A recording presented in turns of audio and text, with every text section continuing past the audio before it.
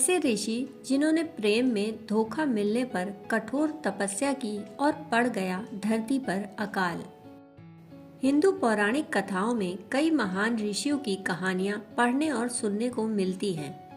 उन्हीं में से एक है ऋषि विभांडक और सुंदर अप्सरा उर्वशी। यह कहानी है ऋषि विभांडक और सुंदर अप्सरा उर्वशी की। कैसे एक ऋषि एक अप्सरा के प्रेम में पड़े और कैसे उन्हें धोखा मिला। पौराणिक मान्यताओं में ऋषियों का जिक्र अक्सर सुनने को मिलता है। पौराणिक काल में कई महान ऋषि हुए जिनकी तपस्या से स्वर्ग लोक में बैठे देवता तक कांप उठते थे। इंद्रदेव अपने सिंहासन को खतरे में देख ऋषियों की तपस्या भंग करने के लिए स्वर्ग की अप्सराओं को धरती पर भेजते। यहाँ हम ऐसे ही एक ऋषि की कहानी सुनाने जा रहे हैं जिसकी तपस्या भंग करने के लिए स्वर्ग से एक अप्सरा आई। ऋषि उसकी अदाओं से मोहित हो गए, पर जब उन्हें प्रेम में धोखा मिला तो पूरी स्त्री जाति से उन्होंने दूरी बना ली। यह है ऋषि विभांडक और अप्सरा उर्वशी की कहानी। ऋषि विभांडक महान ऋषि कश्यप के पुत्र थे। अपने पिता की तरह ऋषि विभांडक भी महाज्ञानी और तपस्वी थे। विभांडक ऋषि बाल ब्रह्मचारी थे। वे ऋषि श्रंग के पिता थे। ऋषि श्रंग का जिक्र रामायण में अक्सर मिलता है। राजा दशरथ ने पुत्र प्राप्ति के लिए श्रंग ऋषि से ही यज्ञ करवाया था और फिर श्री राम का जन्म हुआ। कहा जाता है कि एक बार ऋषि विभांडक कठोर तपस्या कर रहे थे। उनके तप को देखकर देवता डर गए। इंद्र को लगा कि अगर ऋषि विभांडक अपनी तपस्या में सफल हो गए तो उनका सिंहासन खतरे में पड़ जाएगा। इंद्रदेव ने अपने लोक की सबसे खूबसूरत अप्सरा उर्वशी को धरती पर भेजा। अप्सरा उर्वशी धरती पर ऋषि विभांडक की तपस्या भंग करने पहुंची। उर्वशी ने अपनी अदाओं से ऋषि को मोहित कर दिया। ऋषि विभांडक उर्वशी के मोह में पड़ गए। दोनों ने विवाह किया और फिर एक पुत्र का जन्म हुआ।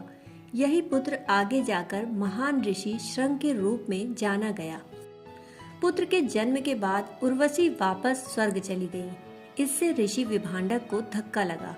उर्वशी के धोखे से वे आग बबूला हो गए। उन्हें स्त्री जाति से ही नफरत हो गई। ऋषि ने पूरी नारी जाति से दूरी बना ली। वे अपने पुत्र को लेकर जंगल चले गए और उसका वही पालन पोषण किया। अपने पुत्र पर उन्होंने किसी भी स्त्री की छाया नहीं पड़ने दी। इसीलिए ऋषि श्रंग ने युवावस्था तक किसी भी स्त्री को नहीं देखा था। उर्वशी से धोखा मिलने के बाद विभांडक ऋषि तपस्या में लीन हो गए। उनकी घोर तपस्या से आसपास के राज्यों में अकाल पड़ गया। बरसात न होने से जमीन सूख गई। अंग देश के राजा ने अपनी सभा में ऋषि मुनियों को बुलाया और अकाल का समाधान पूछा। ऋषियों ने कहा कि ये विभांडक ऋषि के कोप का नतीजा है। अगर अकाल को दूर करना है तो विभांडक ऋषि का गुस्सा शांत करना होगा।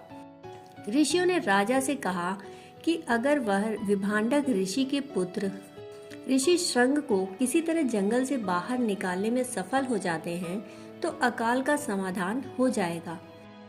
अंग देश के राजा को जब पता चला कि ऋषि श्रंग ने अपने जीवन में कभी कोई स्त्री नहीं देखी है तो उन्होंने अपनी दासियों को बुलाया और ऋषि श्रंग को मोहित कर जंगल से बाहर निकालने को कहा।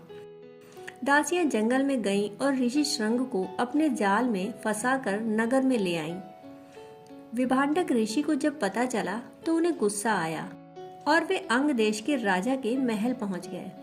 राजा ने उनका गुस्सा शांत करने के लिए विवाह का प्रस्ताव रखा। इस तरह ऋषि विभांडक का गुस्सा शांत हुआ और फिर जमकर बरसात हुई एवं अकाल मिट गया।